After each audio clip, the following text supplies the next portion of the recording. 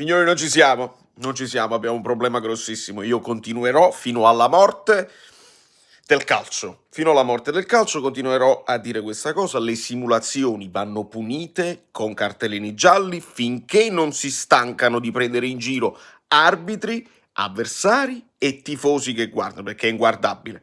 Allora, guardate questa cosa qua. No, I don't think there's enough in that.